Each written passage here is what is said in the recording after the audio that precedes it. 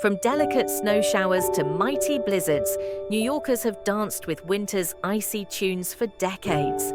These historical snapshots, capturing snowfalls and blizzards from the 1900s to the 1980s, offer a peek into the city's frosty past. The images freeze moments when life in the Big Apple adapted to the cold.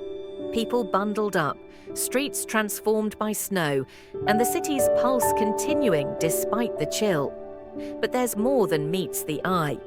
These pictures reveal the city's grit and smarts, and how New Yorkers tackled winter's challenges together. They show not just snowy scenes, but also how the city itself changed over time. Named the Great White Hurricane, the blizzard of 1888 impacted towns stretching from the Chesapeake Bay in the south to Maine in the north. The storm caused railways and telegraph lines to collapse, trapping people indoors due to 50-foot snowdrifts. While certain regions were buried under a staggering 60 inches of snow, New York City experienced a comparatively milder, yet still impactful 22-inch snowfall.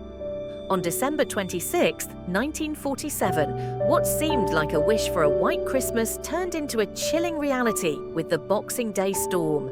The Great Blizzard of 1947 trapped numerous individuals, leaving them without adequate food and heat due to dwindling coal supplies.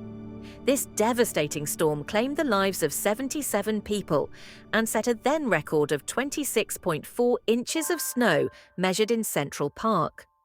On February 12, 2006, the North American blizzard of 2006 swept through East Coast cities, disrupting normal life and prompting days-long school closures from Baltimore to Boston.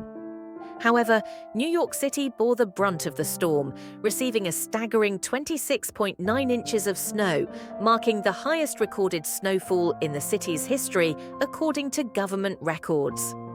On January the 23rd to 24th, 2016, Winter Storm Jonas, also known as Snowzilla, gripped the nation's attention as a massive blizzard. The impending severity prompted 11 governors and the mayor of Washington, D.C. to declare a state of emergency.